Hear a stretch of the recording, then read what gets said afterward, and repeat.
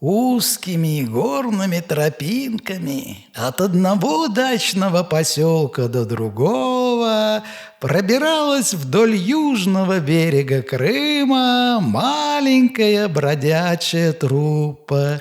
Впереди обыкновенно бежал, свесив на бок длинный розовый язык, белый пудель Арто, остриженный наподобие льва.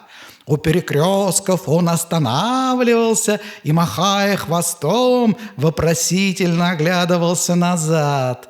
По каким-то ему одному известным признакам он всегда безошибочно узнавал дорогу и, весело болтая мохнатыми ушами, кидался галопом вперед. За собакой шел 12-летний мальчик Сергей, который держал под левым локтем свернутый ковер для акробатических упражнений, а в правой нес тесную и грязную клетку со щеглом, обученным вытаскивать из ящика разноцветные бумажки с предсказаниями на будущую жизнь. Наконец-то сзади плелся старший член труппы, дедушка Мартын Ладышкин с шарманкой на скрюченной спине. Шарманка была старинная, страдавшая хрипотой, кашлем и перенесшая на своем веку не один десяток починок.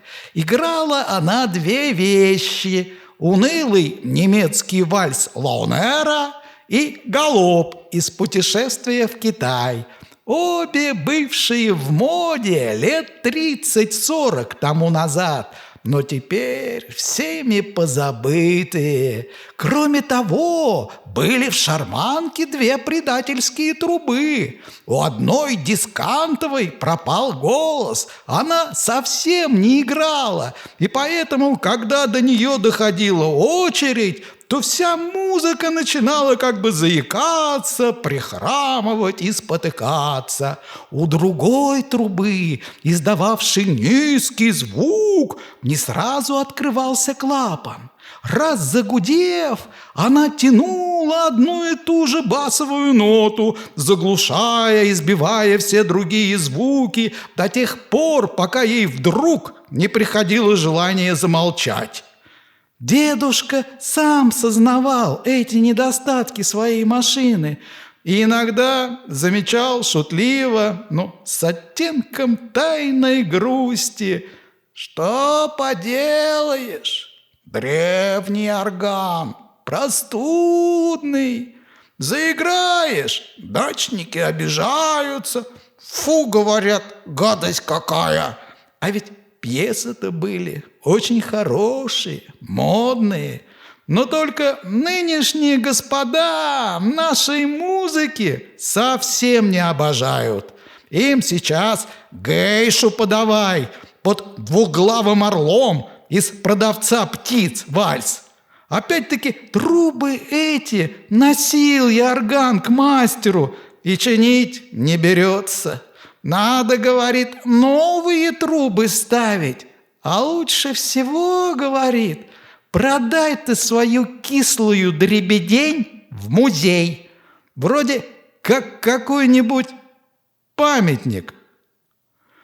Ну да уж ладно. Кормила она нас с тобой, Сергей, до сих пор. Бог даст и еще покормит. Дедушка Мартын Ладышкин любил свою шарманку так, как можно любить только живое, близкое, пожалуй, даже родственное существо. Свыкнувшись с ней за многие годы тяжелой бродячей жизни, он стал, наконец, видеть в ней что-то одухотворенное, почти сознательное. Случалось иногда, что ночью, во время ночлега, где-нибудь на грязном постоялом дворе, шарманка, стоявшая на полу рядом с дедушкиным изголовьем, вдруг издавала слабый звук, печальный, одинокий и дрожащий, точно старческий вздох. Тогда Ладышкин тихо гладил ее, по разному боку и шептал ласково: «Что, брат, жалуешься? А ты терпи. Столько же, сколько шарманку, может быть, даже немного больше, он любил своих младших спутников в вечных скитаниях, пуделя Арто и маленького Сергея. Мальчика он взял 5 лет тому назад на прокат у забулдыги, вдового сапожника, обязавшись за это уплачивать по 2 рубля в месяц. Но сапожник вскоре умер, и Сергей остался навеки связанным с дедушкой и душою, и мелкими житейскими интересами. Тропинка шла вдоль высокого прибрежного обрыва, извиваясь в тени столетних маслин. Море иногда мелькало между деревьями, и тогда казалось, что, уходя вдаль, оно в то же время поднимается вверх спокойной могучей стеной, и цвет его был еще синее, еще гуще в узорчатых прорезах среди серебристо-зеленой листвы. В траве, в кустах кизиля и дикого шиповника, в виноградниках и на деревьях повсюду заливались цикады, воздух дрожал от их звенящего, однообразного, неумолчного крика. День выдался знойный, безветренный, и накалившаяся земля жгла подошвы ног. Сергей, шедший по обыкновению впереди дедушки, остановился и ждал, пока старик не поравняется с ним. «Ты что, Сережа?» – спросил шарманщик. «Жара, дедушка Ладышкин, нет никакого терпения. Искупаться бы!» Старик на ходу привычным движением плеча поправил на спине шарманку и вытер рукавом вспотевшее лицо. «Ну что бы лучше!» – вздохнул он, жадно поглядывая вниз на прохладную синеву моря.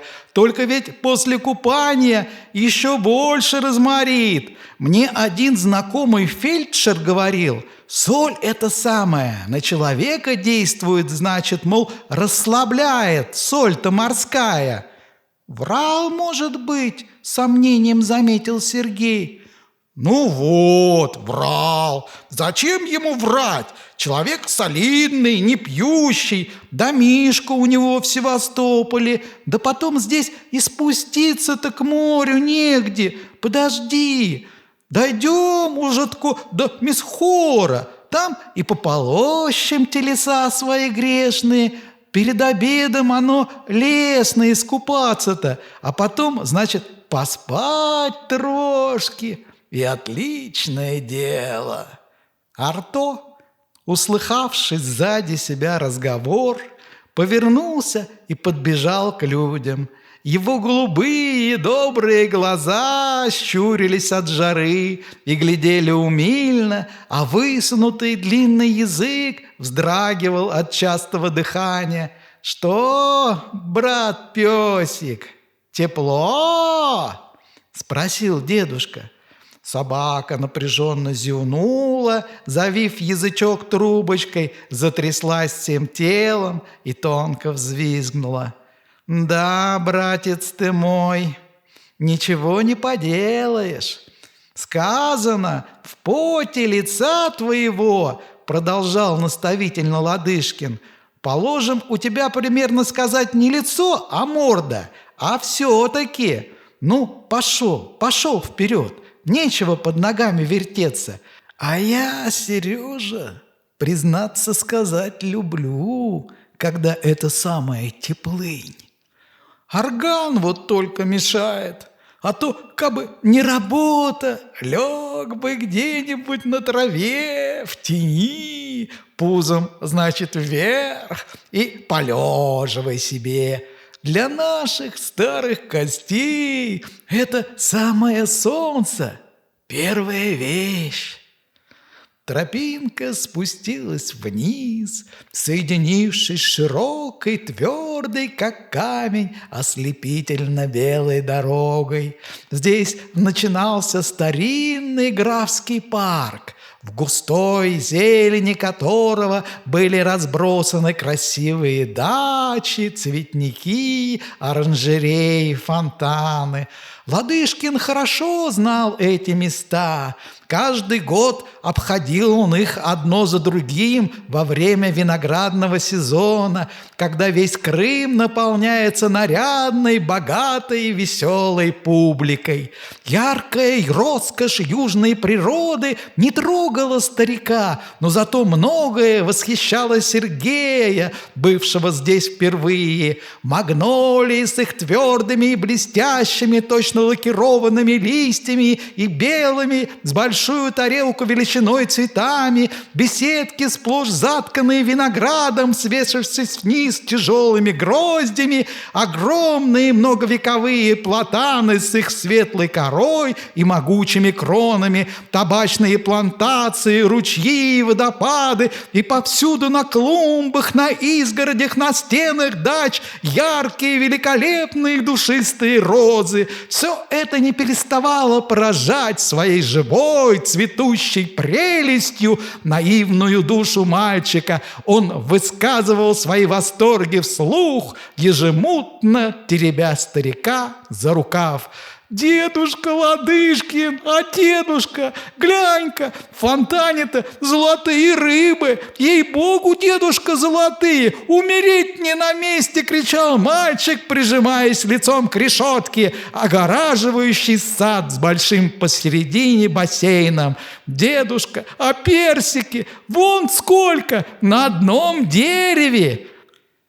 «Иди, дурашка, чего рот разинул?» — подталкивал его шутливо старик. «Погоди, вот дойдем мы до города Новороссийского, и, значит, опять подадимся на юг. Там действительно места, есть на что посмотреть. Сейчас примерно сказать пойдут тебе Сочи, Адлер, Туапсе, а там, братец ты мой, Сухум, Батум, глаза раскосишь. Глядемши, скажем, примерно пальма. Удивление, ствол у нее мохнатый, на манер войлока, а каждый лист такой большой, что нам с тобой обоим укрыться впору». «Ей-богу!» — радостно удивился Сергей.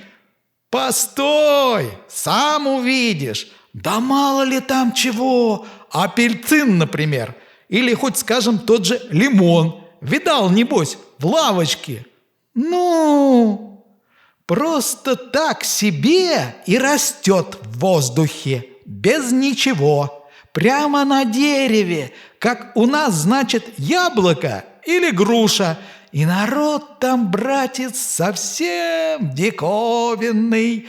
Турки, персюки, черкесы разные, все в халатах и с кинжалами, отчаянный народишко. А то бывают там, братец, эфиопы. Я их в Батуми много раз видел». «Эфиопы?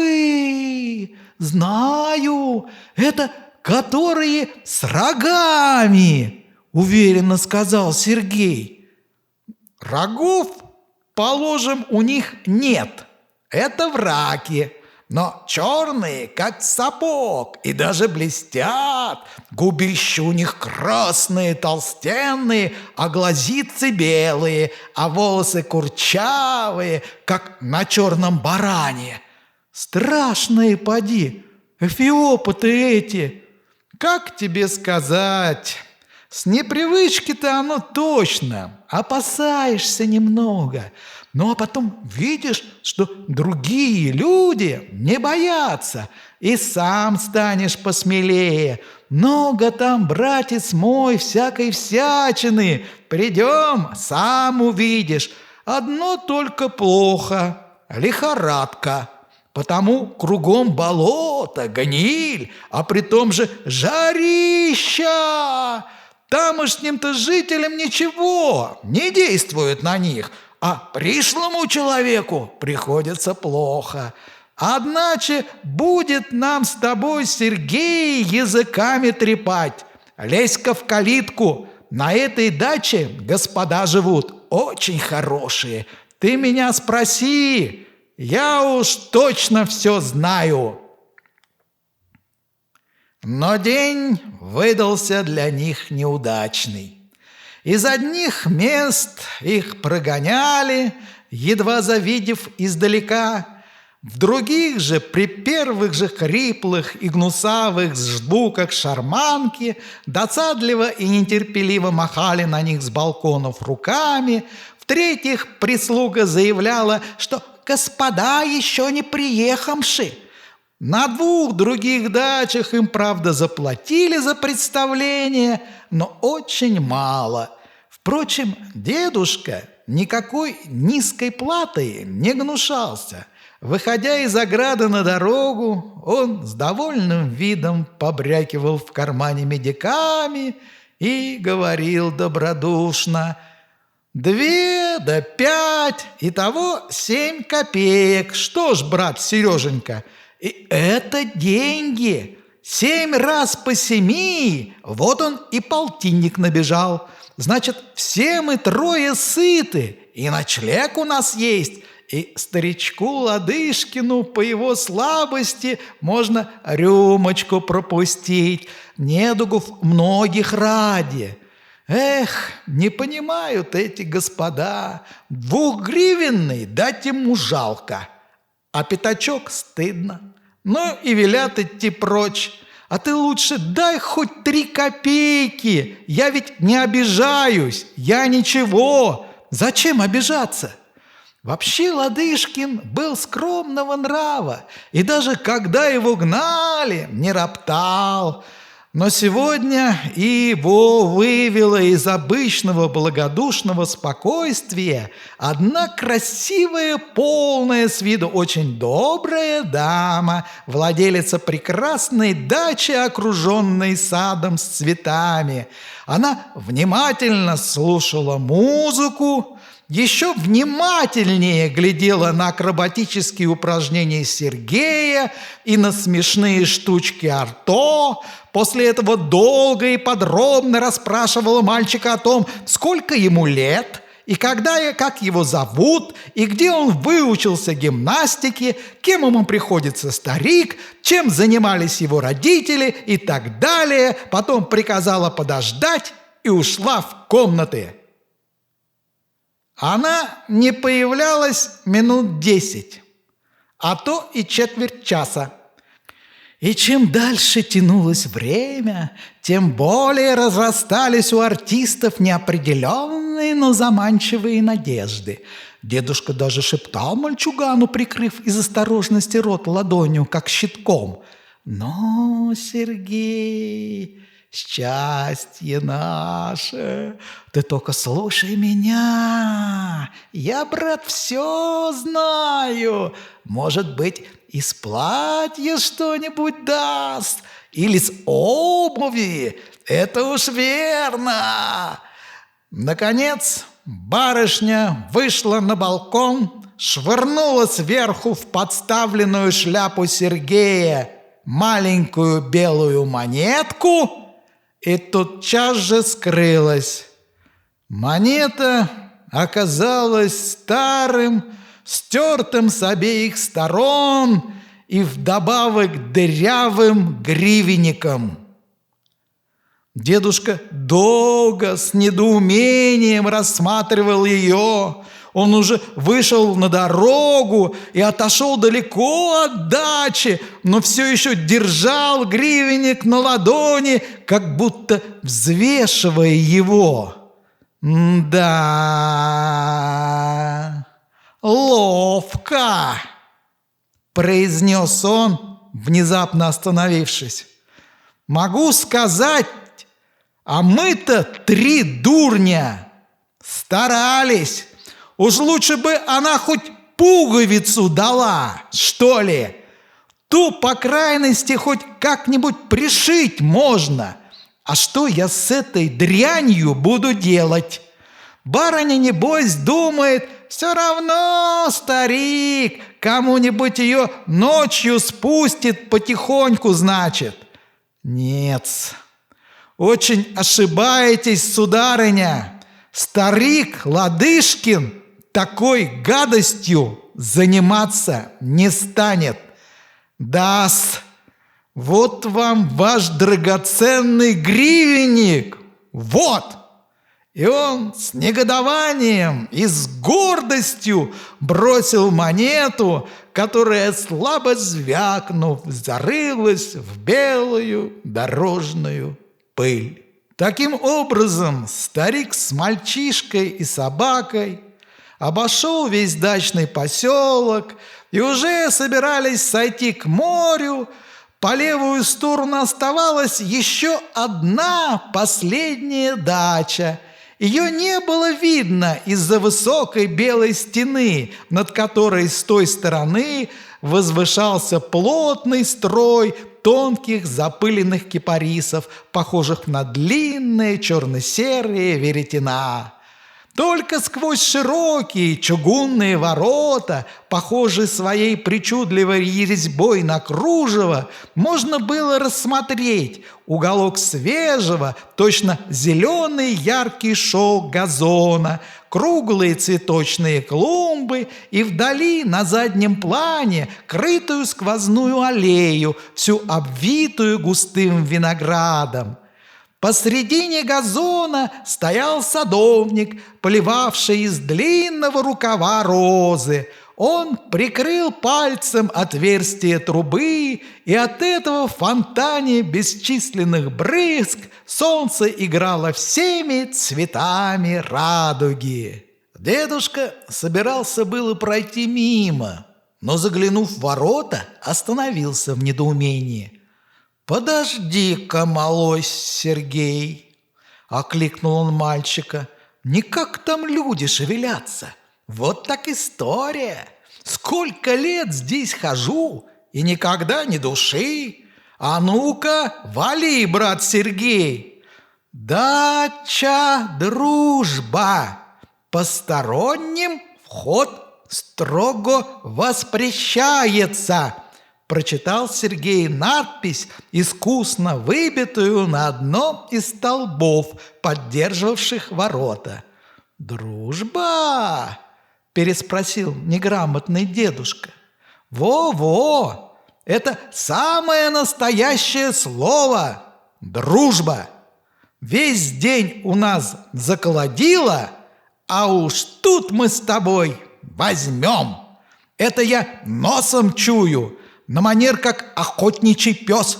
Арто, иси, собачий сын, вали смело, Сережа, ты меня всегда спрашивай. Уж я все знаю. Дорожки сада были усыпаны ровными крупным гравием, хрустевшим под ногами, а с боков обставлены большими розовыми раковинами. На клумбах над пестрым ковром из разноцветных трав возвышались диковинные яркие цветы, от которых сладко благоухал воздух. В водоеме журчала и плескалась прозрачная вода из красивых ваз, висевших в воздухе между деревьями, спускались гирляндами вниз вьющиеся растения, а перед домом на мраморных столбах стояли два блестящие зеркальных шара, в которых странствующая труппа отразилась вверх ногами в смешном, изогнутом и растянутом виде. Перед балконом была большая утоптанная площадка. Сергей расстелил на ней свой коврик, а дедушка, установив шарманку на палке, уже приготовился вертеть ручку, как вдруг неожиданное и странное зрелище привлекло их внимание. На террасу из внутренних комнат выскочил, как бомба, издавая пронзительные крики, мальчик лет 8 или 10. Он был в легком матросском костюмчике с обнаженными руками и голыми коленками. Белокурые волосы, все в крупных локонах, растрепались у него небрежно по плечам. Следом за мальчиком выбежало еще 6 человек. 2 женщины в фартуках, старый толстый лакей во фраке, без усов и без бороды, но с длинными седыми бакенбардами, сухопарая, рыжая, красноносая девица в синем клетчатом платье, молодая, болезненного вида, но очень красивая дама в кружевном голубом капоте и, наконец, толстый лысый господин в чесунчасовой паре и в золотых очках. Все они были сильно встревожены, махали руками, говорили громко и даже толкали друг друга. Сразу можно было догадаться, что причиной их беспокойства является мальчик в матросском костюме, так внезапно вылетевшись на террасу. Между тем, виновник этой суматохи, ни на секунду не прекращая своего визгу, с разбегу повалился животом на каменный пол, быстро перекатился на спину и с сильным ожесточением принялся дрыгать руками и ногами во все стороны. Взрослые засуетились вокруг него. Старый лакей во фраке прижимал с умоляющим видом обе руки к накрахмаленной рубашке, тряс своими длинными бакенбардами и говорил жалобно: «Батюшка-барин Николай Аполлонович, не извольте огорчать маменьку, встаньте, будьте столь добренькие, выкушайте-с, микстурка очень сладенькая, 1 сиропс, извольте подняться». Женщины в фартуках всплескивали руками и щебетали скоро-скоро подобострастными и испуганными голосами. Красноносая девица кричала с трагическими жестами что-то очень внушительное, но совершенно непонятное, очевидно, на иностранном языке. Рассудительным басом уговаривал мальчика господин в золотых очках, при этом он наклонял голову то на один, то на другой бок и степенно разводил руками, а красивая дама томно стонала, прижимая тонким кружевной платочек к глазам. «Ах, Трилли! Ах, Боже мой! Ангел мой! Я умоляю тебя! Послушай же! Мама тебя умоляет! Ну, прими лекарство! Увидишь, тебе сразу станет легче, и животик пройдет, и головка! Ну, сделай это для меня, моя радость! Ну, хочешь, Трилли, мама станет перед тобой на колени! Ну вот, смотри, я на коленях перед тобой! Хочешь, я тебе подарю золотой, 2 золотых, 5 золотых, Трилли. Хочешь живого ослика, хочешь живую лошадку. Да скажите ему что-нибудь, доктор!»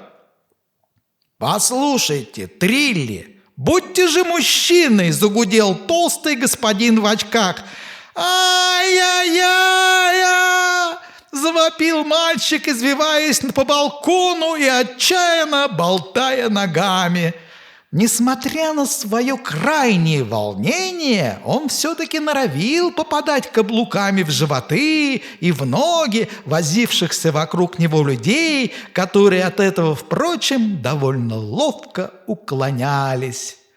Сергей, долго глядевший с любопытством и удивлением на эту сцену, тихонько толкнул старика в бок. «Дедушка Ладышкин, что же это такое с ним?» – спросил он шепотом.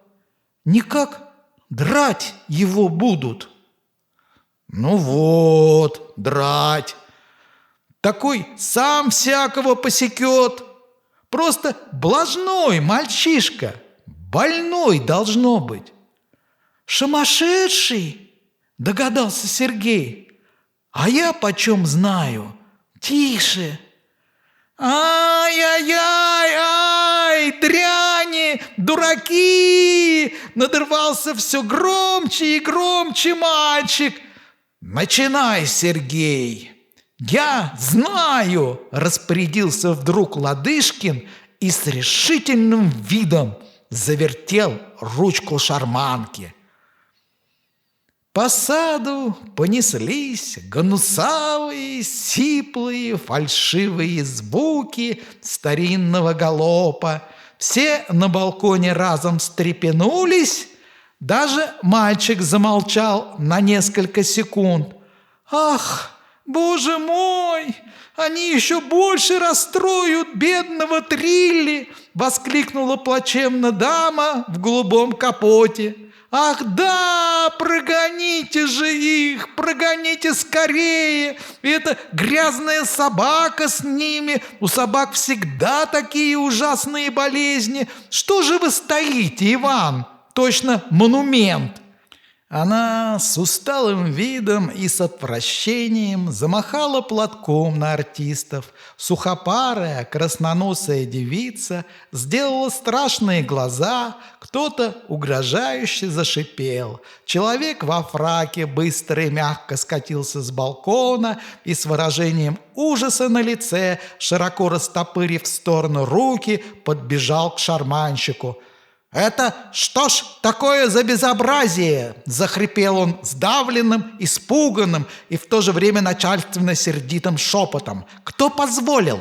Кто пропустил? Марш! Вон!» Шарманка, уныло пискнув, замолкала. «Господин хороший, дозвольте вам объяснить!» – начал было деликатно дедушка. «Никаких! Марш!» – закричал с каким-то даже свистом в горле фрачный человек.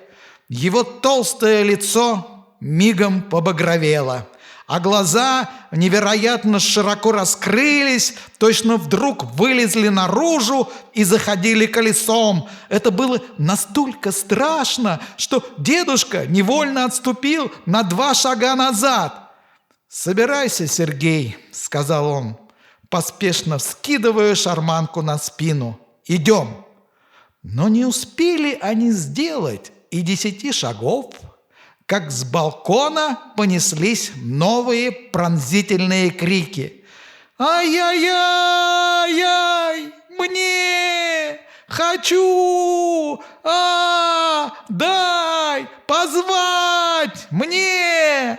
Но Трилли! Ах, боже мой, Трилье! Ах, да воротите же их!» – застонала нервная дама. «Фу, как вы все бестолковы! Иван, вы слышите, что вам говорят? Сейчас же позовите этих нищих!» «Послушайте, вы! Эй, как вас, шарманщики? Вернитесь!» – закричало с балкона несколько голосов. «Послушайте, вы! Эй, как вас, шарманщики!»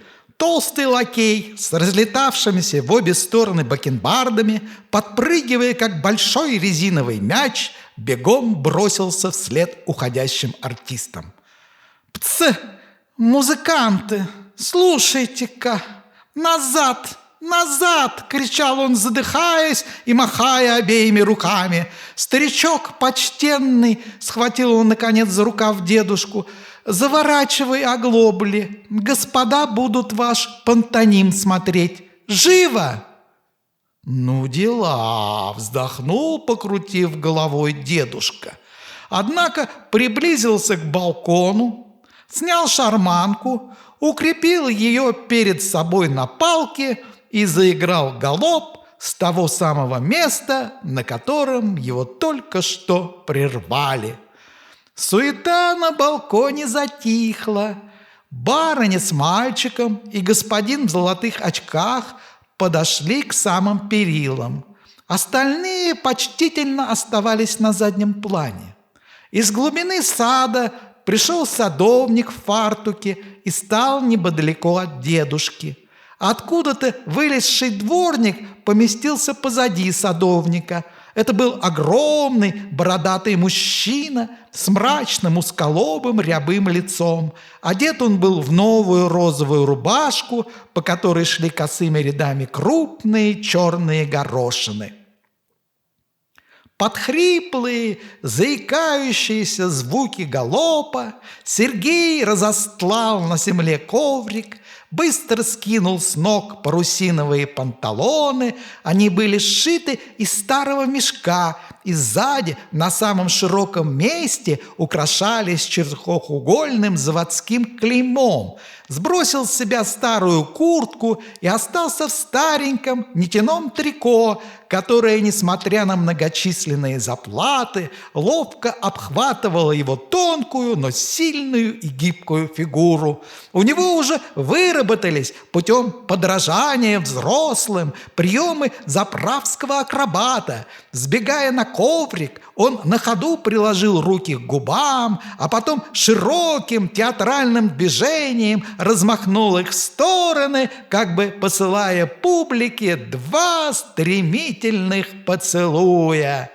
Дедушка одной рукой непрерывно вертел ручку шарманки, извлекая из нее дребезжащий кашляющий мотив, а другой бросал мальчику разные предметы, которые тот искусно подхватывал на лету. Репертуар у Сергея был небольшой, но он работал хорошо, чисто, как говорят акробаты, и с охотой. Он подкидывал вверх пустую пивную бутылку, так что она несколько раз перевертывалась в воздухе, и вдруг, поймав ее горлышком на край тарелки, несколько секунд держал ее в равновесии, жонглировал 4 костяными шариками, а также 2 свечками, которые он одновременно ловил в подсвечнике. Потом играл сразу 3 различными предметами: веером, деревянной сигарой и дождевым зонтом. Все они летали у него по воздуху, не прикасаясь к земле, и вдруг сразу зонт оказался над головой, сигара во рту, а веер кокетливо обмахивал лицо. В заключение Сергей сам несколько раз перекувырнулся на ковре, сделал лягушку, показал американский узел и походил на руках. Истощив весь запас своих трюков, он опять бросил на публику 2 поцелуя и, тяжело дыша, подошел к дедушке, чтобы заменить его у шарманки. Теперь была очередь Арто. Пес это отлично знал и уже давно скакал в волнении всеми 4 лапами на дедушку, вылезавшего боком из лямки, и лаял на него отрывистым нервным лаем. Почем знать? Может быть, умный пудель хотел этим сказать, что, по его мнению, безрассудно заниматься акробатическими упражнениями, когда Реомюр показывает 22 градуса в тени. Но дедушка Ладышкин с хитрым видом вытащил из-за спины тонкий кизиловый хлыстик. «Так я и знал!» — с досадой пролаял в последний раз Арто и лениво непокорно поднялся на задние ноги, не сводя моргающих глаз с хозяина. «Служить, Арто!» «Так!» — проговаривал старик, держа над головой пуделя хлыст. «Перевернись! Так! Перевернись! Еще! Танцуй, собачка, танцуй! Садись! Что, не хочешь? Садись, тебе говорят. То-то, смотри. Теперь поздоровайся с почтенной публикой. Ну, Арто!» — грозно возвысил голос Ладышкин. «Хав!» — брехнул с отвращением пудель.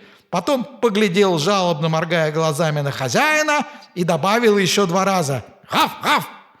Нет, не понимает мой старик!» — слышалось в этом недовольном лае. Вот это другое дело. Вежливость прежде всего. «Ну, а теперь немножко попрыгаем», — продолжал старик, протягивая невысоко над землей хлыст. «Алле! Ничего, брат! Язык-то высовывать! Алле! Гоп! Прекрасно! Ну-ка еще! Нон-ханхмаль! Алле! Гоп! Алле! Гоп! Чудесно, собачка! Придем домой, я тебе морковки дам». «А ты морковку не кусаешь?» Я уж и забыл совсем. Тогда возьми мою чилиндру и попроси у господ. Может быть, они тебе припожалуют что-нибудь повкуснее». Старик поднял собаку на задние лапы и всунул ей в рот свой древний засаленный картуз, который он с таким тонким юмором называл члиндрой. Держа картуз в зубах и жеманно переступая приседающими ногами, Арто подошел к террасе. В руках у болезненной дамы появился маленький перламутровый кошелек. Все окружающие сочувственно улыбались. «Что, не говорил я тебе?» – задорно шепнул дедушка, наклоняясь к Сергею. «Ты меня спроси, уж я, брат, все знаю, никак не меньше рубля». В это время с террасы раздался такой отчаянный, резкий, почти нечеловеческий вопль, что растерявшийся Арто выронил изо рта шапку и в припрыжку с поджатым хвостом, боязливо оглядываясь назад, бросился к ногам своего хозяина. «Хочу!» – закатывался, топая ногами, кудрявый мальчик. «Мне! Хочу! Собаку! Трилли хочет собаку! Ах, боже мой! Ах, Николай Аполлонович, батюшка барин, успокойся, Трилли, умоляю тебя!» Опять засуетились люди на балконе. «Собаку! Подай собаку! Хочу! Дряни! Черти! Дураки!» – выходил из себя мальчик. «Но, ангел мой, не расстраивай себя!» – залепетала над ним дама в голубом капоте. «Ты хочешь погладить собачку? Ну, хорошо, хорошо, моя радость. Сейчас, доктор, как вы полагаете, можно Трилли погладить эту собаку?» «Вообще-то, и говорю, я не посоветовал бы», – развел тот руками. «Но если надежная дезинфекция, например, борной кислотой или слабым раствором колболки, то вообще-то…» «Собаку! Сейчас, моя прелесть, сейчас. Итак, доктор, мы прикажем вымыть ее борной кислотой. И тогда...» «Ну, Трилли, не волнуйся же так. Старик, подведите, пожалуйста, вашу собаку сюда. Не бойтесь, вам заплатят. Слушайте, она у вас не больная? Я хочу спросить, она не бешеная? Или, может быть, у нее эхинококи?» «Не хочу погладить! Не хочу!» – ревел Трилли, пуская ртом и носом пузыри. «Хочу совсем! Дураки, черти! Совсем мне! Хочу сам играть! Навсегда!» «Послушайте, старик, подойдите сюда!» – селилась перекричать его барыня. «Ах, Трилли, ты убьешь маму своим криком! И зачем только пустили этих музыкантов? Да подойдите же ближе! Еще ближе! Еще! Вам говорят! Вот так! Ах, не огорчайся же, Трилли! Мама сделает все, что хочешь! Умоляю тебя, мисс, да успокойте же, наконец, ребенка! Доктор, прошу вас!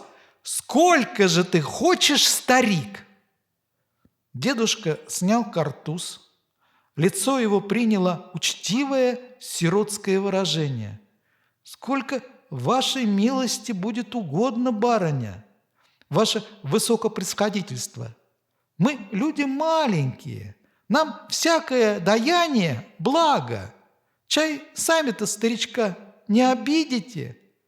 «Ах, какой вы бестолковый, Трилли! У тебя же заболит горлышко, ведь поймите, что собака ваша, а не моя.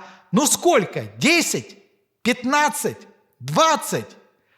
Хочу! Дайте собаку! Дайте собаку!» взвигивал мальчик, толкая лакея в круглый живот ногой. «То есть, простите, ваше сиятельство», замялся Ладышкин. «Я человек старый, глупый, сразу-то мне не понять. К тому же и глуховат малость. То есть, как это вы изволите говорить? За собаку? Ах, мой бог! Вы, кажется, нарочно притворяетесь идиотом, вскипела дама. Няня, дайте поскорее 3 ли воды. Я вас спрашиваю русским языком. За сколько вы хотите продать вашу собаку? Понимаете? Вашу собаку! Собаку! Собаку! Собаку! Залился громче прежнего мальчик. Ладышкин обиделся и надел на голову картуз. «С собаками, барыня, не торгуюсь», — сказал он холодно и с достоинством. «А этот пес, сударыня, можно сказать, нас двоих, он показал большим пальцем через плечо на Сергея, нас двоих кормит, поет и одевает, и никак этого невозможно, что, например, продать». Трилли, между тем, кричал с пронзительностью паровозного свистка. Ему подали стакан воды, но он с яростью выплеснул его в лицо гувернантки. «Да послушайте же, безумный старик! Нет вещи, которую бы не продать!» настаивала дама, стискивая свои виски ладонями. «Мисс, вытрите поскорее лицо и дайте мне мой мигренин. Может быть, ваша собака 100 рублей стоит? Ну, 200, 300. Да отвечайте же, истукан! Доктор, скажите ему что-нибудь, ради бога!» «Собирайся, Сергей», — угрюмо проворчал Ладышкин. «Истукан! Арто, иди сюда!» Постой-ка, любезный!» Начальственным басом протянул толстый господин в золотых очках. «Ты бы лучше не ломался, мой милый. Вот что тебе скажу. Собаке твоей 10 рублей красная цена. Да еще вместе с тобой на придачу. Ты подумай, осел, сколько тебе дают?» «Покорнейше вас благодарю, барин. А только...» Ладышкин, кряхтя, вскинул шарманку за плечи. «Только никак это дело не выходит, чтобы, значит, продавать. Уж вы лучше где-нибудь другого кобелька поищите. Счастливо оставаться. Сергей, иди вперед!» «А паспорт у тебя есть?» Вдруг грозно взревел доктор. «Я знаю вас всех, канальи! Дворник, Семен, гоните их!» закричала с искаженным от гневным лицом барыня. Мрачный дворник в розовой рубахе со зловещим видом приблизился к артистам. На террасе поднялся страшный разноголосый гам. Ревел благим матом Трилли, стонала его мать, скороговоркой причитала нянька с поднянькой. Густым басом, точно рассерженный шмель, гудел доктор. Но дедушка и Сергей уже не имели времени посмотреть, чем все это кончится.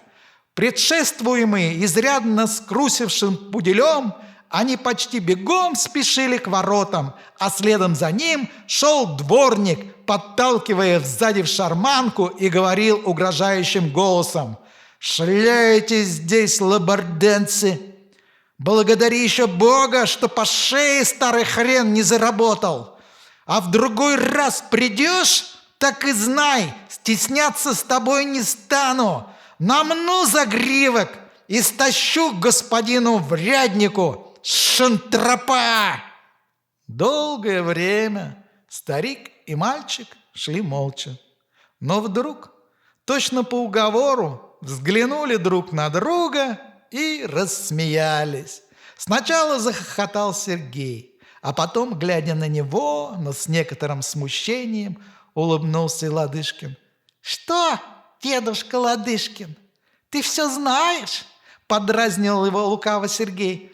«Да, брат, обмешулись мы с тобой», — покачал головой старый шарманщик.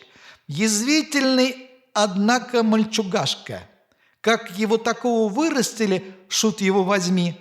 Скажите на милость, 25 человек вокруг него танцы танцуют.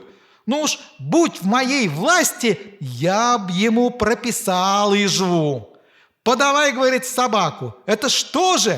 Он и луну с неба захочет? Так подавай ему и луну. Поди сюда, Арто, поди, моя собаченька. Ну и денек сегодня задался. Удивительно. На что лучше, продолжал ехидничать Сергей. Одна барыня платье подарила, другая целковый дала. Все ты, дедушка Ладышкин, наперед знаешь. А ты помалкивай, агарок, добродушно огрызнулся старик. Как от дворника-то улепетывал, помнишь? Я думал, и не догнать мне тебя. Серьезный мужчина этот дворник. Выйдя из парка, бродячая труппа спустилась крутой сыпучей тропинкой к морю. Здесь горы, отступив немного назад, дали место неширокой плоской полосе, покрытой ровными, обточенными прибоем камнями, о которых теперь с тихим шелестом ласково плескалось море. Саженях в 200 от берега кувыркались в воде дельфины, показывая из нее на мгновение свои жирные круглые спины. Вдали на горизонте, там, где голубой атлас моря окомлял темно-синей бархатной лентой, неподвижно стояли стройные, чуть-чуть розовые на солнце паруса рыбачьих лодок. «Тут и выкупаемся, дедушка Ладышкин», — сказал решительно Сергей. На ходу он уже успел, прыгая то на одной, то на другой ноге, стащить с себя панталоны. «Давай, я пособлю тебе орган снять». Он быстро разделся, звонко хлопнул себя ладонями по голому, шоколадному от загара телу и бросился в воду, подымая вокруг себя бугры кипящей пены. Дедушка раздевался не торопясь. Прикрыв глаза ладонью от солнца и щурясь, он с любовной усмешкой глядел на Сергея. «Ничего себе растет паренек», — думал Ладышкин. «Даром, что костлявый, вон все ребра видать, а все-таки будет парень крепкий. Эй, Сережа, ты больно далече-то не плавай! Морская свинья утащит, а я ее за хвост!» — крикнул издали Сергей. Дедушка долго постоял на солнышке, щупая у себя под мышками. В воду он шел очень осторожно, и прежде чем окунуться, старательно мочил себе красное лысое темя и впалые бока. Тело у него было желтое, дряблое и бессильное. Ноги поразительно тонкие, а спина с выдававшимися острыми лопатками была сгорблена от долголетнего таскания шарманки. «Дедушка Ладышкин, гляди!» — крикнул Сергей. Он перекувырнулся в воде, закинув себе ноги через голову. Дедушка, уже влезший в воду по пояс и приседавший в ней с блаженным кряхтением, крикнул тревожно: «Ну, а ты не балуйся, поросенок, смотри тебе, я ж тебе...» Арто неистово лаял и скакал по берегу. Его беспокоило, что мальчик заплыл так далеко. «К чему показывать свою храбрость?» – волновался пудель. «Есть земля, и ходи по земле гораздо спокойнее». Он и сам залез было в воду по брюхо и 2-3 раза лакнул ее языком, но соленая вода ему не понравилась, а легкие волны, шуршавшие о прибрежный гравий, пугали его. Он выскочил на берег и опять принялся лаять на Сергея. К чему эти дурацкие фокусы? Сидел бы у берега рядом со стариком. Ах, сколько беспокойства с этим мальчишкой! «Эй, Сережа, вылезай, что ли, в самом деле? Будет тебе!» – позвал старик. «Сейчас, дедушка Ладышкин!» — отозвался мальчик. «Смотри, как я проходом плыву! Ух, ух!» Он, наконец, подплыл к берегу, но прежде чем одеться, схватил на руки Арто и, вернувшись с ним в море, бросил его далеко в воду. Собака тотчас же поплыла назад, выставив наружу только одну морду со всплывшимися наверх ушами, громко и обиженно фыркая. Выскочив на сушу, она затряслась всем телом, и тучи брызг полетели на старика и на Сергея. «Постой-ка, Сережа, не как это к нам?» — сказал Ладышкин, пристально глядя вверх на гору. По тропинке быстро спускался вниз, неразборчиво крича и махая руками, тот самый мрачный дворник в розовой рубахе с черными горошинами, который четверть часа назад гнал странствующую группу с дачи. «Что ему надо?» — спросил с недоумением дедушка. Дворник продолжал кричать, сбегая вниз неловкой рысью, причем рукава его рубахи трепались по ветру, а пазуха надувалась, как парус. «Ого-го! Подождите! Трошки! А чтоб тебя намочило да не высушило!» — сердито проворчал Ладышкин. «Это он опять насчет Артошки. Давай, дедушка, накладем ему!» — храбно предложил Сергей. «А ну тебя, отвяжись! И что это за люди? Прости, Господи!» «Ну вот что!» — начал запыхавшийся дворник еще издали.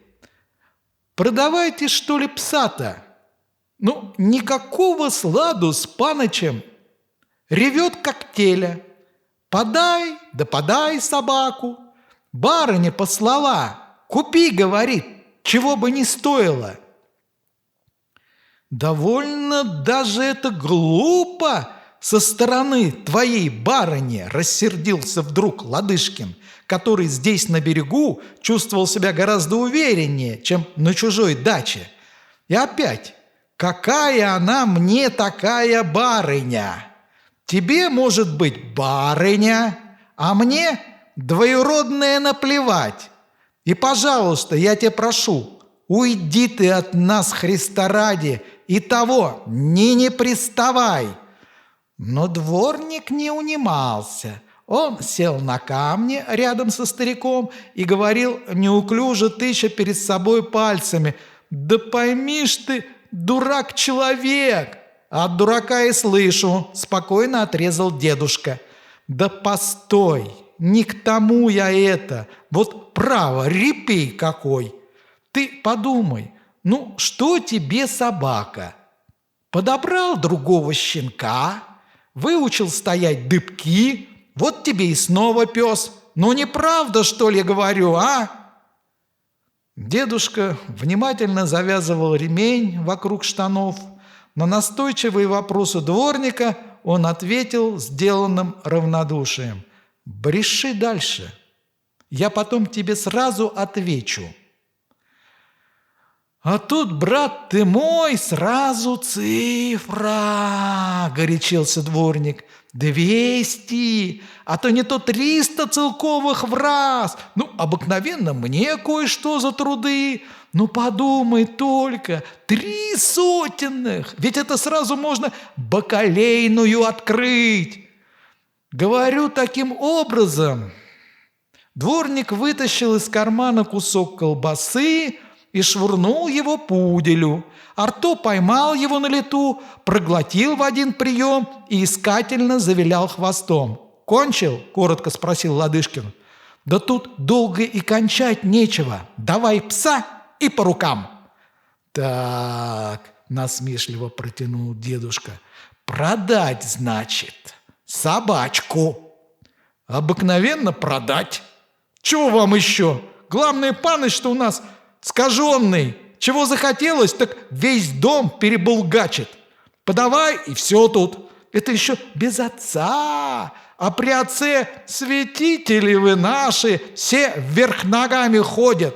Барин у нас инженер, Может быть, слышали, господин Обальянинов по всей России железные дороги строит? Миллионер! А мальчишка-то у нас один и озорует. Хочу поню живую, на тебе поню. Хочу лодку, на тебе в самом делешну лодку. Как есть ни в чем ему отказа.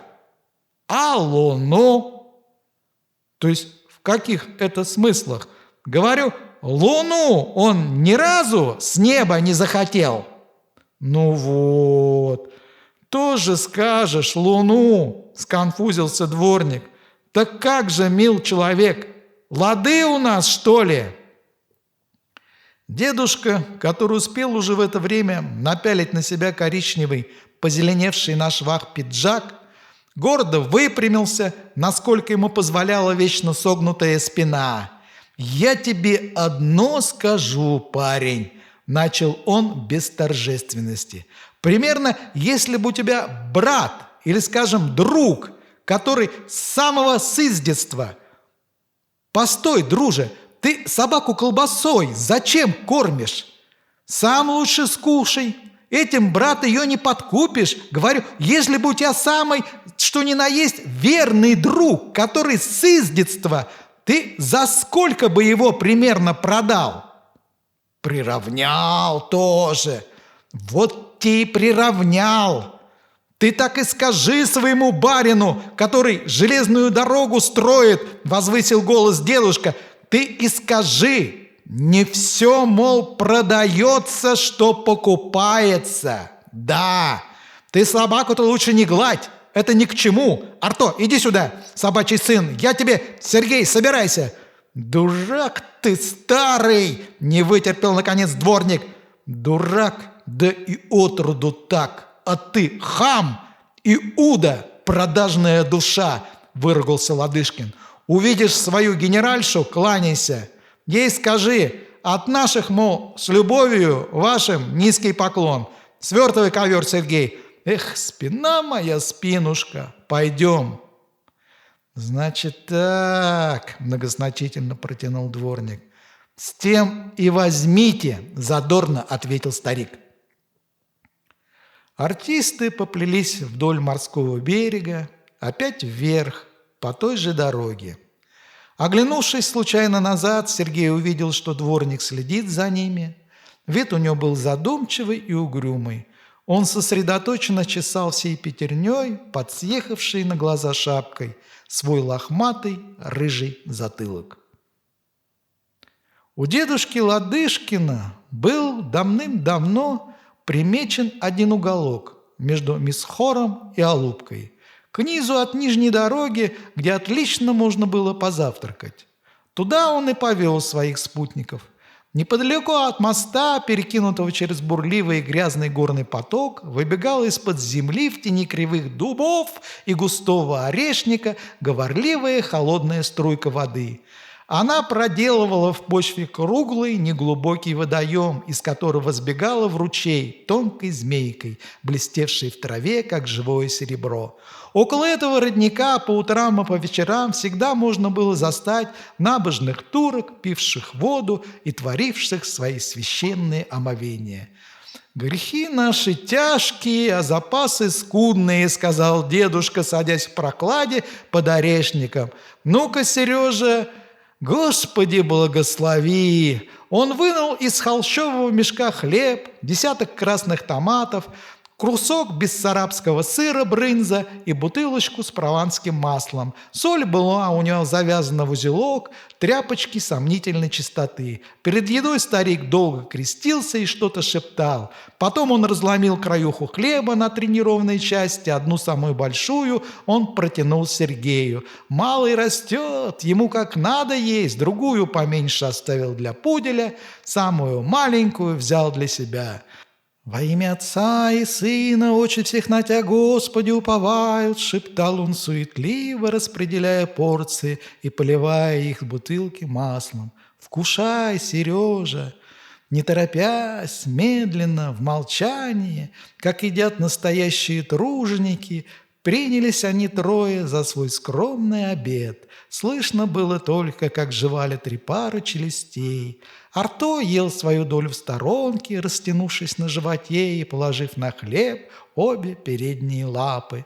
Дедушка и Сергей поочередно макали в соль спелые помидоры, из которых тек по их губам и рукам красный, как кровь, сок, и заедали их сыром и хлебом. Насытившись, они напились воды, подставляя под струю источника жестяную кружку. Вода была прозрачная, прекрасная на вкус и такая холодная, что от нее кружка даже запотела снаружи. Дневной жар и длинный путь изморили артистов, которые встали сегодня чуть свет. У дедушки слепались глаза, а Сергей зевал и потягивался. «Что, братику, разве нам лечь поспать на минуточку?» – спросил дедушка. «Дай-ка я в последний раз водицы попью». «Ух, хороша!» – крякнул он, отнимая от кружки рот и тяжело переводя дыхание, между тем, как светлые капли бежали с его усов и бороды. «Если б я был царем, все эту воду пил, с утра бы до ночи. Арто, иди сюда. Ну вот, Бог напитал, теперь никто не видал, а кто и видал, тот не обидел». Ох-ох-ох-охонюшки! Старик и мальчик легли рядом на траве, подмастив под головы свои старые пиджаки. Над их головами шумела темная листва корявых раскидистых дубов. Сквозь нее синело чистое голубое небо, ручей, сбегавший с камня на камень, журчал так однообразно и так вкрадчиво, точно завораживал кого-то своим усыпительным лепетом. Дедушка некоторое время ворочался, кряхтел и говорил что-то, но Сергею казалось, что голос его звучит из какой-то мягкой и сонной дали, а слова были непонятны, как в сказке. «Первое дело, куплю тебе костюм, розовый, трико с золотом, туфли тоже розовые, атласные. В Киеве, в Харькове или, например, скажем, в городе Одессе, там, брат, во какие цирки! Фонарей, видимо-невидимо, все электричество горит. Народу может быть 5,000, а то и больше. Почему я знаю, фамилию мы тебе сочиним. Например, итальянскую, чтоб такая за фамилия Евстифеев или, скажем, Ладышкин. Чепуха одна. Нет никакого в ней воображения. А мы тебе в афише запустим Антонио. Или, например, тоже хорошо Энрико или Альфонсо. Дальше мальчик ничего не слышал. Нежная и сладкая дремота овладела им, сковав и обессилев его тело. Заснул и дедушка, потерявший вдруг нить своих любимых послеобеденных мыслей о блестящем цирковом будущем Сергея. Один раз ему сквозь сон показалось, что Арто на кого-то рычит. На мгновение в его затуманенной голове скользнуло полусознательное и тревожное воспоминание о давешнем дворнике в розовой рубахе, но разморенный сном, усталостью и жарой он не смог встать, а только лениво, с закрытыми глазами окликнул собаку. «Арто, куда ты? Едь тебе, бродяга!» Но мысли его тотчас же спутались и расплылись в тяжелых и бесформенных видениях. Разбудил дедушку голос Сергея. Мальчик бегал взад и вперед по той стороне ручья, пронзительно свистел и кричал громко с беспокойством и испугом: «Арто! Иси! Назад! Фью-фью-фью! Арто! Назад!» «Ты что, Сережа, вопишь?» – недовольно спросил Ладышкин, с трудом расправляя затекшую руку. «Собаку мы проспали, вот что!» – с раздраженным голосом грубо ответил мальчик. «Пропала собачка!» Он резко свистнул и еще раз закричал протяжно: «Арто! Глупости ты выдумываешь! Вернется!» – сказал дедушка. Однако Он быстро встал на ноги и стал кричать собаку сердитым, сиплым со сна старческим фальцетом: «Арта! Сюда, собачий сын!» Он торопливо, мелкими, пугающимися шажками пробежал через мост и поднялся вверх по шоссе, не переставая звать собаку. Перед ним лежало видное глаза на полверсты ровное ярко-белое полотно дороги, но на нем ни одной фигуры, ни одной тени. «Арто! Артошенька!» – жалобно завыл старик, и вдруг он остановился, нагнулся вниз дороги и присел на корточки. «Да вот что, ну какое дело-то!» – произнес старик упавшим голосом. «Сергей! Сережа, поди-ка сюда!» «Ну что ты там еще?» – грубо отозвался мальчик, подходя к Ладышкину. «Вчерашний день нашел?» «Сережа, что же это такое? Вот это что такое, ты понимаешь?» – еле слышно спрашивал старик.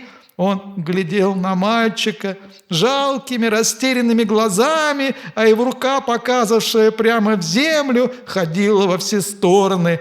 На дороге в белой пыли валялся довольно большой, недоеденный огрызок колбасы, а рядом с ним во всех направлениях отпечатались следы собачьих лап. «Свел ведь, подлец, собаку!» – испуганно прошептал дедушка, все еще сидя на корточках. «Никто, как он, дело ясное.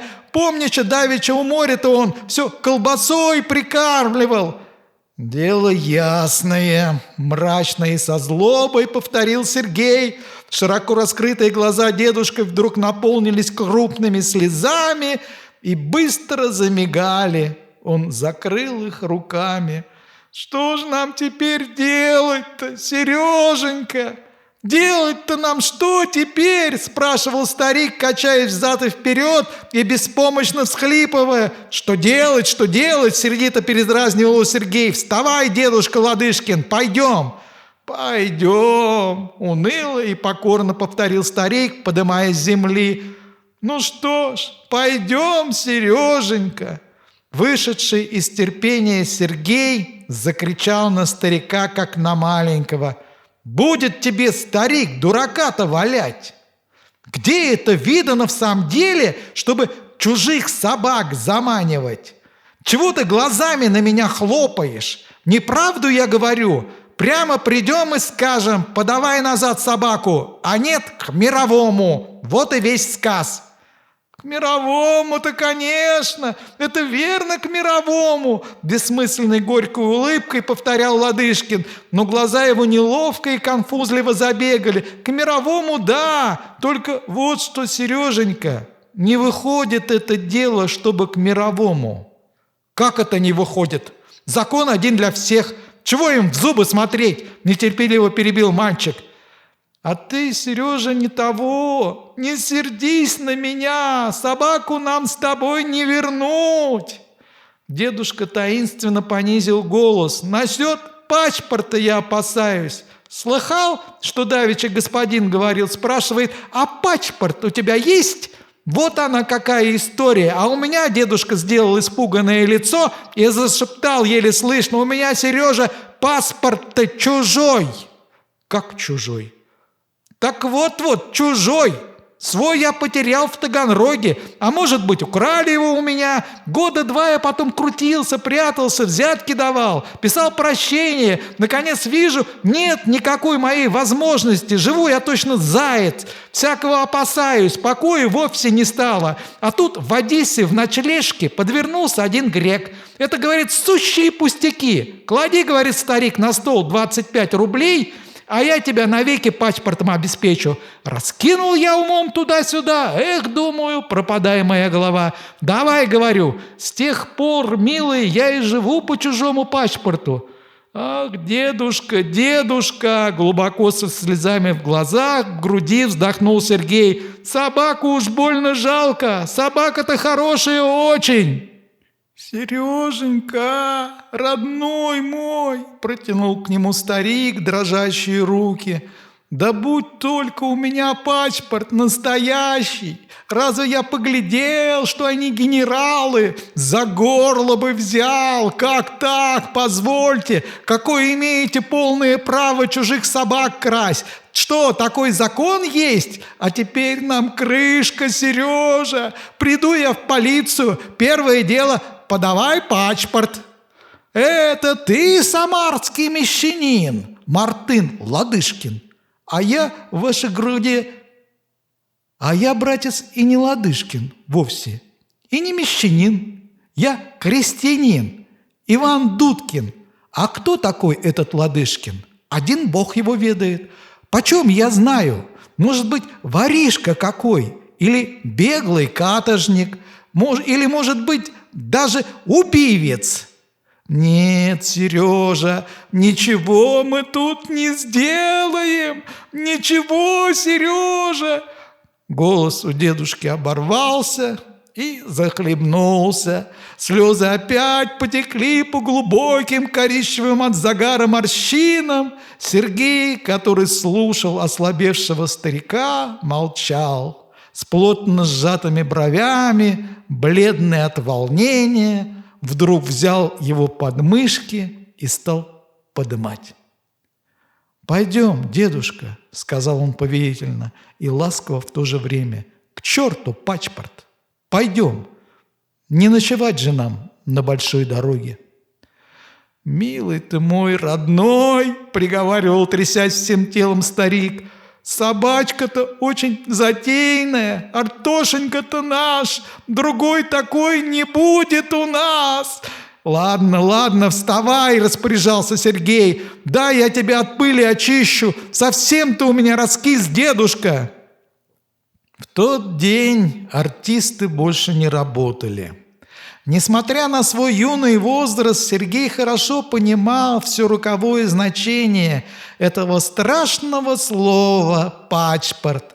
Потому он и не настаивал на дальнейших розысках Арто ни на мировом, ни на других решительных мерах. Но пока он шел рядом с дедушкой до ночлега, с лица его не сходило новое, упрямое и сосредоточенное выражение. Точно он задумал про себя что-то чрезвычайно серьезное и большое. Не сговариваясь, но, очевидно, по одному и тому же тайному побуждению, они нарочно сделали значительный крюк, чтобы еще раз пройти мимо дружбы. Перед воротами они задержались немного, в смутной надежде увидеть Арто или хотя бы услышать издали его лай. Но резные ворота великолепной дачи были плотно закрыты, и в тенистом саду под стройными печальными кипарисами стояла невозмутимая душистая тишина. «Господа!» – шипящим голосом произнес старик, вкладывая в это слово всю едкую горечь, переполнившую его сердце. «Будет тебе, пойдем!» – сурово приказал мальчик и потянул своего спутника за рукав. «Сереженька, может, убежит от них еще Артошка-то?» – вдруг опять всклипнул дедушка. «Как ты думаешь, милый?» Но мальчик не ответил старику. Он шел впереди большими твердыми шагами. Его глаза упорно смотрели вниз на дорогу, и тонкие брови сердито сдвинулись к переносию. Молча дошли они до Алупки. Дедушка всю дорогу кряхтел и вздыхал. Сергей же сохранял на лице злое, решительное выражение. Они остановились на ночлег в грязной турецкой кофейной, носившей блестящее название «Элдыз», что значит по-турецки «звезда». Вместе с ними ночевали греки, каменотесы, землекопы, турки, несколько человек русских рабочих, перебивавшихся паденным трудом, а также несколько темных подозрительных бродяг, которых так много шатается по югу России. Все они, как только кофейные закрылись в определенный час, разлеглись на скамьях, стоящих вдоль стен, и прямо на полу. Причем те, что были поопытнее, положили из не лишней предосторожности себе под голову все, что у них было наиболее ценного из вещей и из платья. Было далеко за полночь, когда Сергей, лежавший на полу рядом с дедушкой, осторожно поднялся и стал бесшумно одеваться.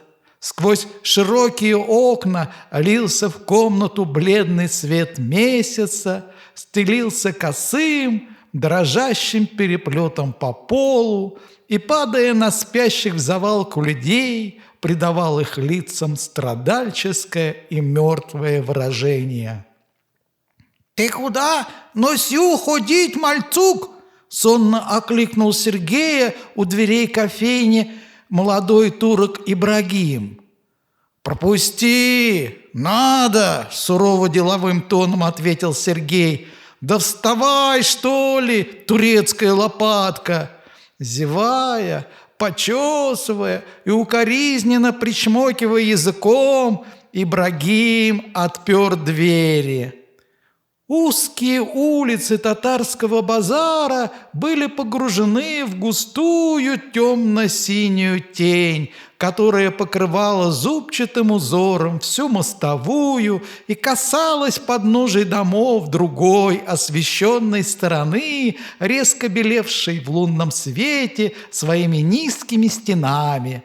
На дальних окраинах местечка лаяла собака. Откуда-то с верхнего шоссе доносился звонкий и дробный топот лошади, бежавшей иноходью.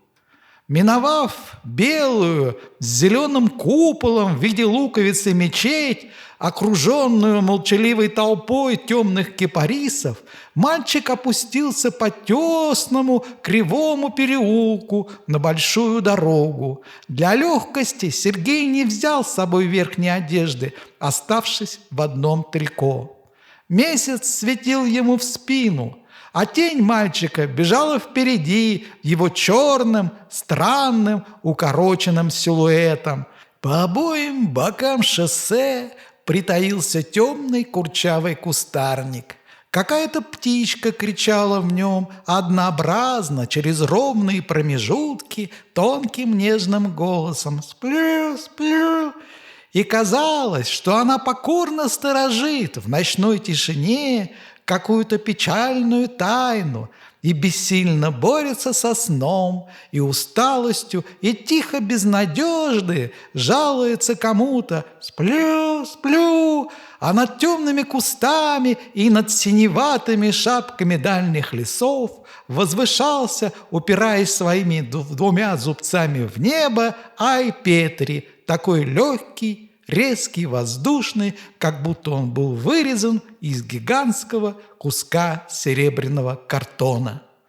Сергею было немного жутко среди этого величавого безмолвия, в котором так отчетливо и дерзко раздавались его шаги, но в то же время в сердце его разливалась какая-то щекучая, головокружительная отвага. На одном повороте вдруг открылось море, огромное, спокойное, оно тихо и торжественно забилось. От горизонта к берегу тянулась узкая, дрожащая серебряная дорожка.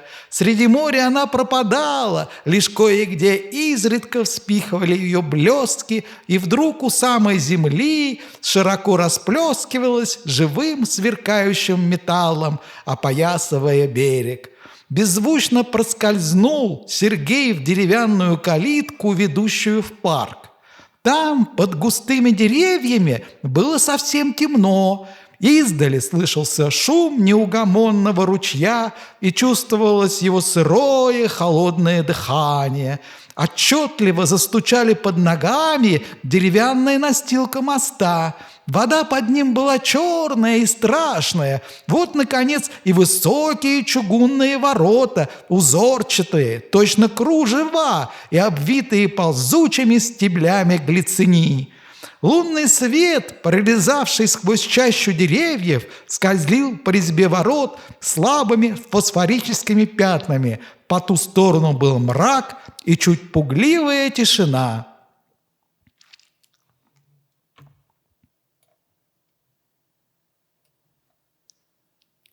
Было несколько мгновений, в течение которых Сергей испытывал в душе колебания, почти страх, но он поборол в себе эти томительные чувства и прошептал: «И все-таки я полезу, все равно!» Взобраться ему было нетрудно.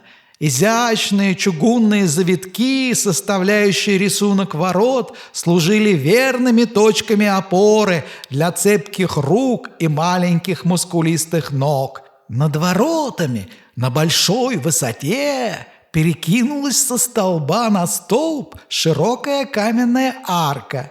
Сергей ощупью влез на нее и потом, лежа на животе, спустил ноги вниз, на другую сторону, и стал понемногу сталкивать туда все свое туловище, не переставая искать ногами какого-нибудь выступа. Таким образом, он уже совсем перевесился через арку, держась за ее край только пальцами вытянутых рук, но его ноги все еще не встречали опоры. Он не мог сообразить тогда, что арка над воротами выступала внутрь гораздо дальше, чем снаружи.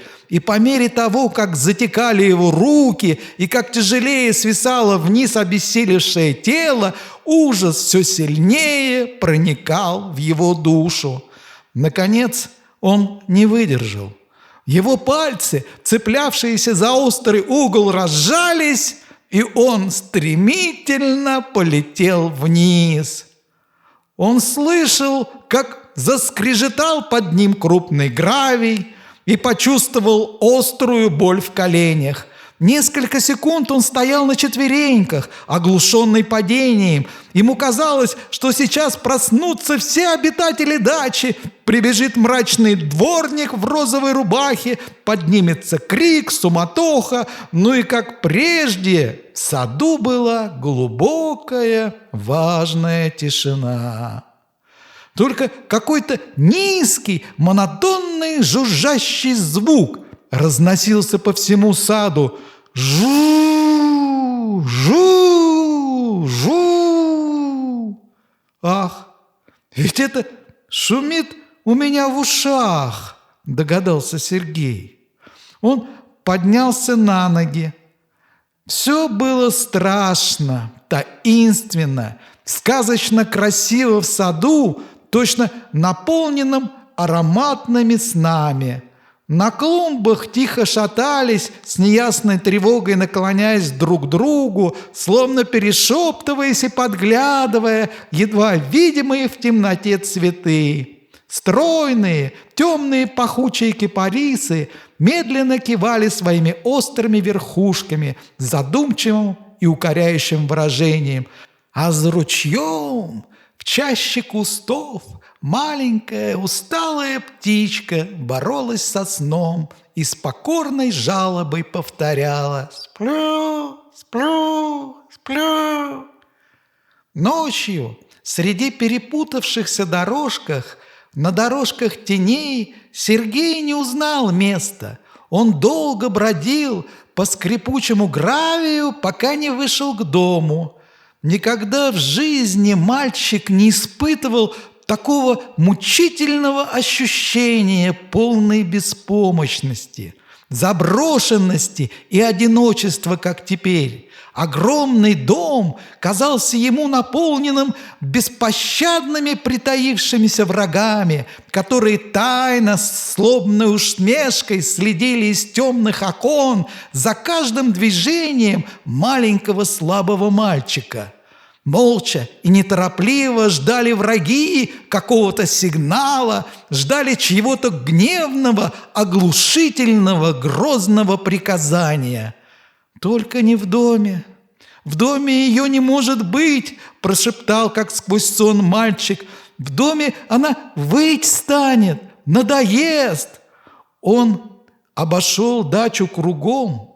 С задней стороны на широком дворе было расположено несколько простроек, более простых и незатейливых с виду, очевидно, предназначенных для прислуги. Здесь так же, как и в большом доме, ни в одном окне не было видно огня, только месяц отражался в темных стеклах мертвым неровным блеском. «Не уйти мне отсюда! Никогда не уйти!» — с тоской подумал Сергей. Вспомнился ему на миг дедушка, старая шарманка, ночлеги в кофейных, завтраки у прохладных источников. Ничего этого больше не будет. Печально повторял про себя Сергей. Но чем безнадежнее становились его мысли, тем более страх уступал в его душе место какому-то тупому и спокойному злобному отчаянию. Тонкий, словно стонущий визг, вдруг коснулся его слуха. Мальчик остановился, не дыша, с напряженными мускулами, вытянувшись на цыпочках. Звук повторился. Казалось, он исходил из каменного подвала, около которого Сергей стоял, и который сообщался с наружным воздухом рядом грубых, маленьких, четыреугольных отверстий без стекол. Ступая по какой-то цветочной куртине, мальчик подошел к стене, приложил лицо к одной из отдушин и свистнул. Тихий, сторожкий шум послышался где-то внизу, но тотчас же затих. «Арто! Артошка!» — позвал Сергей дрожащим шепотом. Неистовый, срывающий лай сразу наполнил весь сад, отозвавшись во всех его уголках. В этом лае вместе с радостным приветом смешивалась и жалоба, и злость, и чувство физической боли. Слышно было, как собака изо всех сил рвалась в темном подвале, селясь от чего-то избавиться. «Арто! Собакушка! Артошенька!» — вторил ей плачущим голосом мальчик. «Цыц, окаянная!» — раздался снизу зверский басовый крик. «У, каторжная!» Что-то стукнуло в подвале, собака залилась длинным прерывистым воем. «Не смей! Не смей бить собаку, проклятый!» — закричал в выступлении Сергей, царапая ногтями каменную стену. Все, что произошло потом, Сергей помнил смутно, точно в каком-то бурном горячечном бреду. Двери подвала широко с грохотом распахнулись, и из нее выбежал дворник в одном нижнем белье, босой, бородатый, бледный от яркого света луны, светивший прямо ему в лицо. Он показался Сергею великаном, разъяренным сказочным чудовищем. «Кто здесь бродит? Застрелю!» — загрохотал точно гром его голос по саду. «Воры! Грабят!»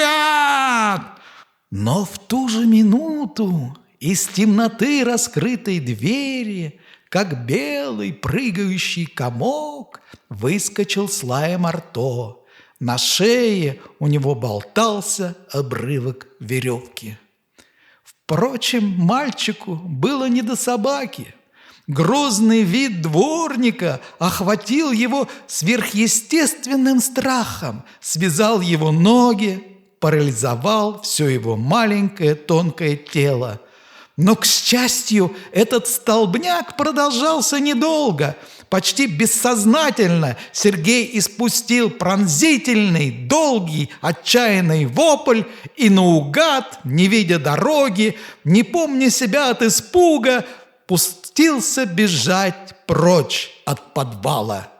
Он мчался, как птица, крепко и часто ударяя о землю ногами, которые внезапно сделались крепкими, точно две стальные пружины. Рядом с ним скакал, заливаясь радостным лаем Арто. Сзади тяжело грохотал по песку дворник, яростно рычавший какие-то ругательства.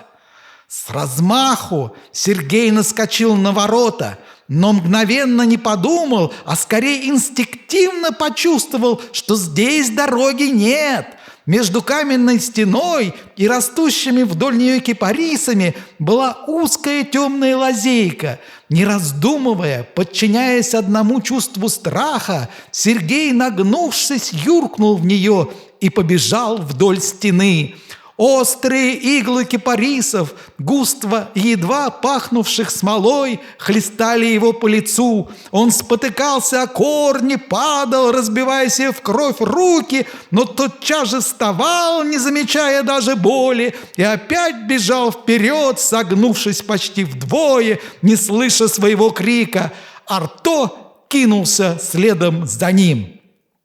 Так бежал он по узкому коридору, образованному с одной стороны высокой стеной, с другой тесным строем кипарисов. Бежал точно маленький, обезумевший от ужаса зверек, попавший в бесконечную западню.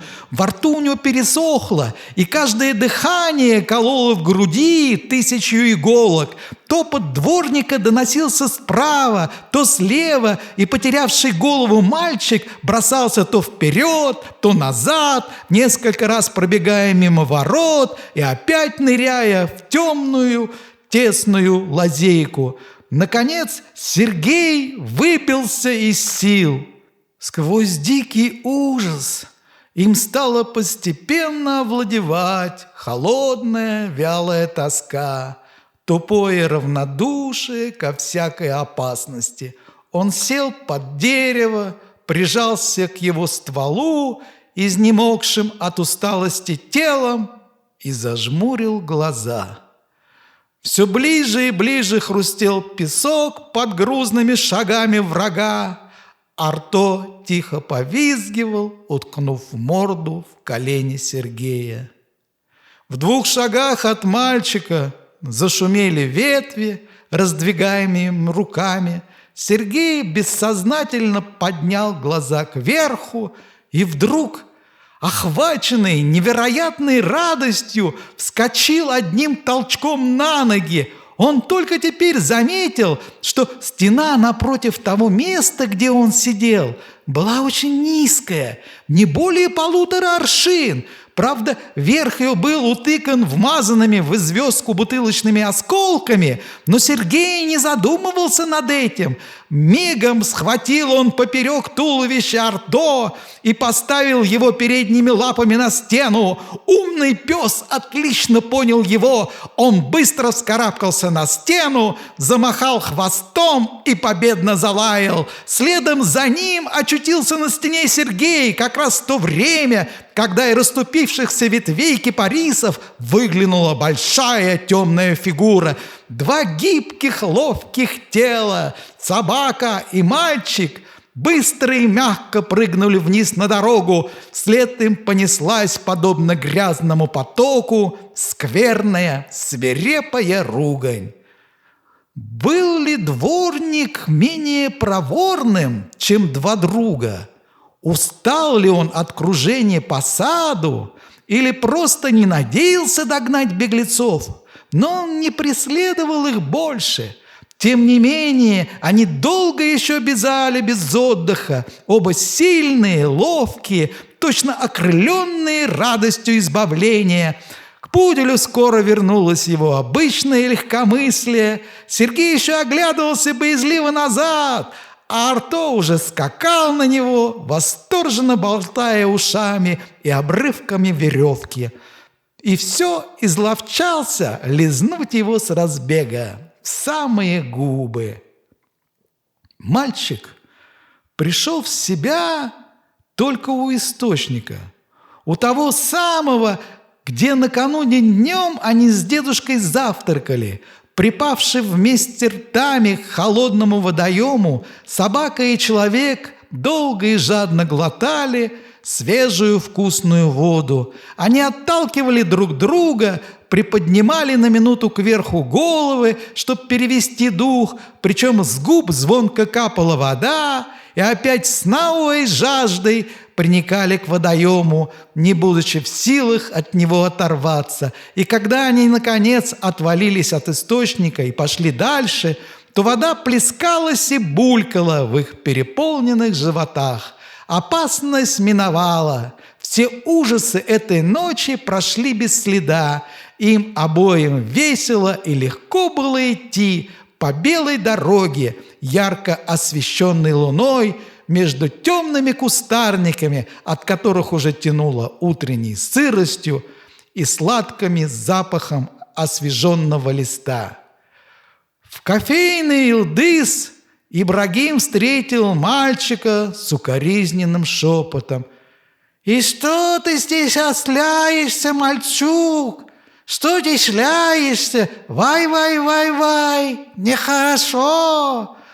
Сергей не хотел будить дедушку, но это сделал за него Арто.